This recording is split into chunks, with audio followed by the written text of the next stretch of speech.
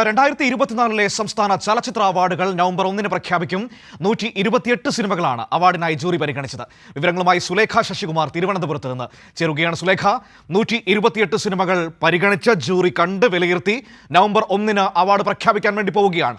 സാധ്യതകളൊക്കെ പ്രവചിക്കപ്പെടുന്നത് എങ്ങനെയാണ് സുലേഖ? എന്താണ് ഈ ഘട്ടത്തിൽ പറയാനുള്ളത്? എന്തായാലും 2024 സംസ്ഥാന ചലച്ചിത്ര പുരസ്കാരങ്ങളുടെ പ്രഖ്യാപനം അത് നവംബർ 1 തന്നെ നടക്കും എന്നുള്ളത് തന്നെയാണ് നമുക്ക് ലഭ്യമാകുന്ന വിവരം. ഇത്തരത്തിൽ പ്രകാശ് രാജ് അധ്യക്ഷനായ 7 അംഗ അന്തിമ ജൂറിയുടെ നേതൃത്വത്തിലുള്ള പുരസ്കാര നിർണയമാണ് നടന്നത്. ഇത്തരത്തിൽ 128 ചിത്രങ്ങൾ അവാർഡിനായി സമർപ്പിക്കപ്പെട്ടു. അതിൽ അവസാന ഘട്ടത്തിലെത്തിയത് 36 സിനിമകളാണ് എന്നുള്ളത് തന്നെയാണ്. എന്തായാലും മികച്ച നടനും നടിക്കുമുള്ള മത്സരം അത് കടുക്കുമെന്നുള്ളത് തന്നെയാണ്. ഇത്തരത്തിൽ മോഹൻലാലിന് ദാദേ സാഹിബ് പുരസ്കാരം ലഭിച്ച ശേഷമാണ് ഇത്തരത്തിൽ സംസ്ഥാന ചലച്ചിത്ര അവാർഡുകളുടെ ഒരു പ്രഖ്യാപനം വരുന്നത്. ഇതിന്റെ സാധ്യതാ പട്ടികയിൽ എന്തായാലും മുൻപന്തിയിൽ നിൽക്കുന്നത് മമ്മൂട്ടിയാണ്. ബ്രഹ്മയുഗത്തിലെ കൊടുമൺ പൂച്ചി അത് എല്ലാവരും ഏറ്റെടുത്തൊരു കഥാപാത്രമാണ്.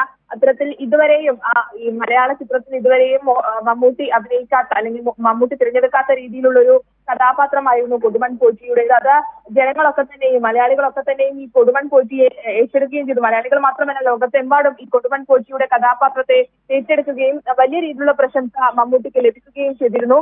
എന്തായാലും മമ്മൂട്ടി നടനുള്ള ഒരു കാറ്റഗറിയിൽ മുൻപന്തിയിൽ നിൽക്കുന്നത്. അതിനൊപ്പം തന്നെ മമ്മൂട്ടിക്കൊപ്പം ആസിഫ് അലിയും ഒപ്പം വിജയരാഘവനും ഉണ്ട് എന്നുള്ളത് തന്നെയാണ്. ഇത്തരത്തിൽ കിഷ്കിന്ധാകാന്ഡം അടക്കമുള്ള സിനിമകൾ ഇത്തരത്തിൽ ആസിഫ് അലിയുടെ അഭിനയത്തിനും അതോടൊപ്പം തന്നെ വിജയരാഘവന്റെ അഭിനയത്തിനും മുൻപന്തിയിൽ നിൽക്കുന്നുണ്ട്. എന്തായാലും ഈ മികച്ച നടനുള്ള ഒരു മത്സരത്തിൽ അല്ലെങ്കിൽ ആ ഒരു കാറ്റഗറിയിൽ മമ്മൂട്ടിക്കൊപ്പം തന്നെ ആസിഫ് അലിയും ഒപ്പം വിജയരാഘവനും വരുന്നുണ്ട്.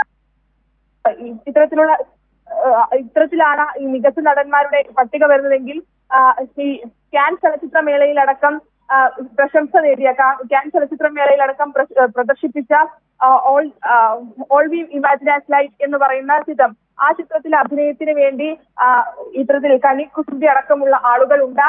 എന്തായാലും മികച്ച ഒരു സംസ്ഥാന ചലച്ചിത്ര അവാർഡ് തന്നെയായിരിക്കും അല്ലെങ്കിൽ മികച്ചൊരു കാറ്റഗറി തന്നെയായിരിക്കും ഇത്തവണത്തെ സംസ്ഥാന ചലച്ചിത്ര അവാർഡിനുള്ള ആളുകളുടെ പേര് എന്നുള്ളത് തന്നെയാണ്. എന്തായാലും ഇത്തരത്തിൽ വലിയ രീതിയിലുള്ള പ്രതീക്ഷ അത് ഈ സിനിമാ പ്രേമികൾക്ക് നമ്മളെല്ലാവരും ഇങ്ങനെ ആകാംക്ഷയുടെ കാത്തിരിക്കുകയാണ് സുലേഖ. ഏതായാലും നവംബർ 1 വേണ്ടി കാത്തിരിക്കുകയാണ്. ആരായിരിക്കും ഇത്തവണ സംസ്ഥാന ചലച്ചിത്ര അവാർഡുകൾ നേടുക എന്ന ഏറ്റവും ആകാംക്ഷകരമായ ഒരു ചോദ്യം മലയാള സിനിമ ചോദിച്ചുകൊണ്ടിരിക്കുന്നത്. നമുക്ക് കാത്തിരിക്കാം. ഇനി ദിവസങ്ങൾ മാത്രമാണുള്ളത്.